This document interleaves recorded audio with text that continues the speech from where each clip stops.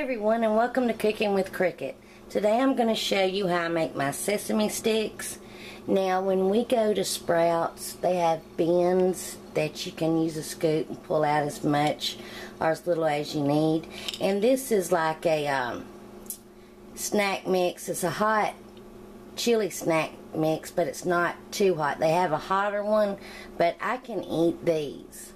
And in them they have peanuts and all kind of stuff and pumpkin seeds, but they have sesame sticks. Now mine won't be this small. And you can also just buy the sesame sticks in packs, and I've even seen them at other stores. Now mine's going to be a little bit bigger, and I'm like, I've got to make this recipe. Kind of changed it up a little bit. I've made them before. They are awesome. We use them as like a breakfast food too. So I have 1 cup of all-purpose flour. I have 2/3 cup of sugar and 3/4 teaspoon of salt. I have 1/3 cup of almond meal and 1/3 cup of flax meal. I got those both at Sprouts, and flax is supposed to be very good for you. And I have 1/3 cup of lightly toasted sesame seeds that I just put in a dry pan over medium-low heat and just kept tossing them. So they're lightly toasted. Now I'm going to mix all of this together real good. Now mine will not be as spicy.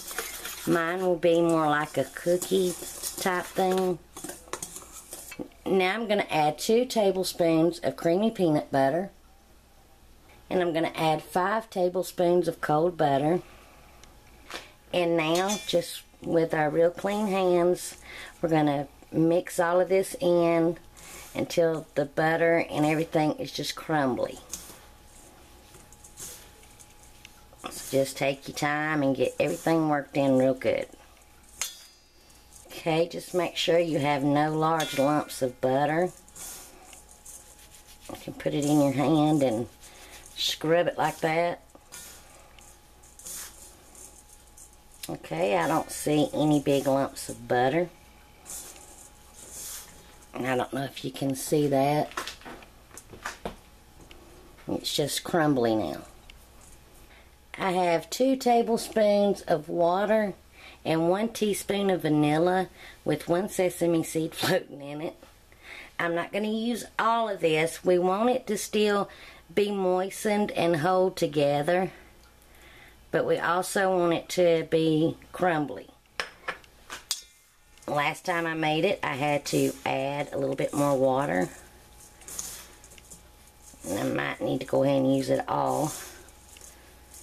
Okay, it's still a little dry. I'm going to add the rest of it.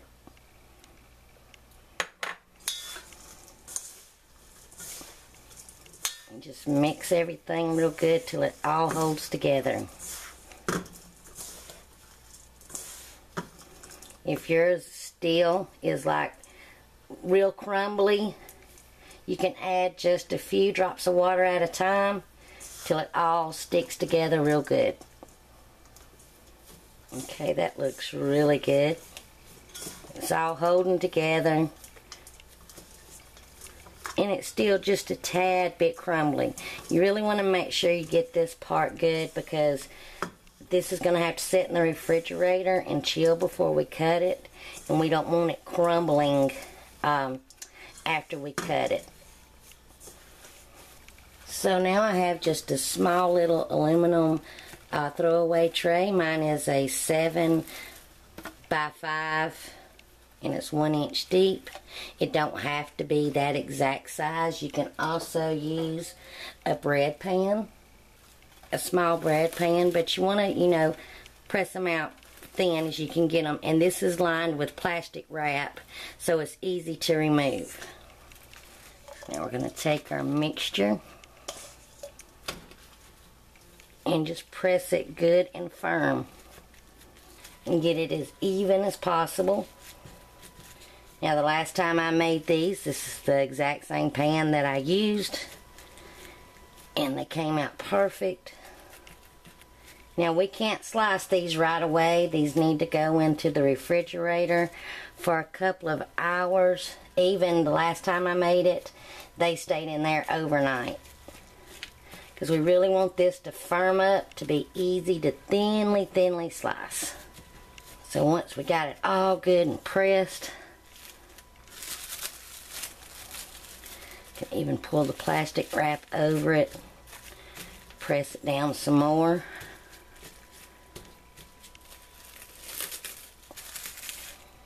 Now in the refrigerator, this is going to go for several hours. You'll be able to tell because it'll be good and firm when you feel of it. But it will make slicing, and as thin as we have to slice them, very, very easy. So see you in a few hours. Alright, I just took mine out of the refrigerator and mine's been sitting in there overnight. I have my oven preheated to 350 degrees. I have 2 baking pans lined with parchment paper. And we'll need a very long and sharp knife.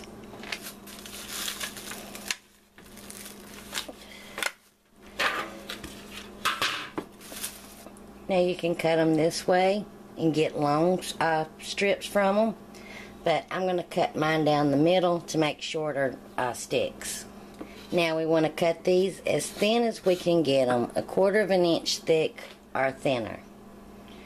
Usually the first piece doesn't cut all that well. You want to cut these fairly quick while your dough is still good and cold and it's firm.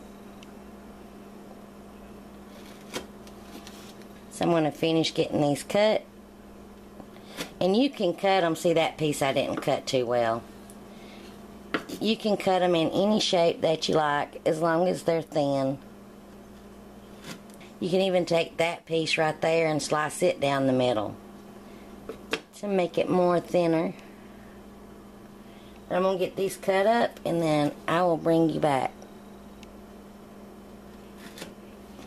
I want to show you real quick when we were mixing the water in with the dough how we still wanted it where it would be firm but little crumbly, but that's so it will cut good.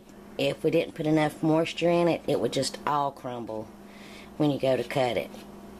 And it really doesn't matter if you get a little bit of extra moisture or water in there. It just means a little bit longer cooking time. Alright, I have both of my pans ready to go into the oven.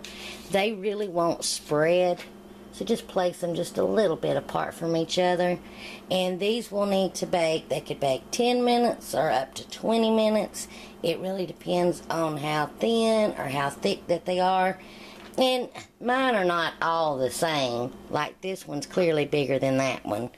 But I'll just start keeping a check on them, and you just want to cook them till they're golden brown. And my oven is preheated at 350 degrees, and I'll bring you back when they're ready. I just took mine out of the oven, and mine were in there for 20 minutes. And here's a piece that wasn't cooked. Hopefully you can tell the difference in color. So now we're going to let these completely cool on the pan, and then I'll be back to try them when they're cooled. Alright, my sesame sticks has cooled. It really doesn't take them long. And you do want to store these in an airtight container once they are completely cooled. So now it's time to try one. I know they're good. And they're crunchy. We love them. And they do have a unique taste. They have a nutty taste from the toasted sesame seeds. And just a little bit of peanut butter in them. And I've been taking them and eating them just for breakfast. And Ricky will take them to work and eat them for his breakfast. And everybody that tried them at his work loved them. And they'll be good with some kind of a sweet cookie dip. I will link the recipe of my cookie dip in the description box below or in the iCard above. And they do have the flax meal in it, and flax is really good for you. So if you give these a try, please let me know. Please give me a thumbs up if you like the video. Comment, because I love hearing from you.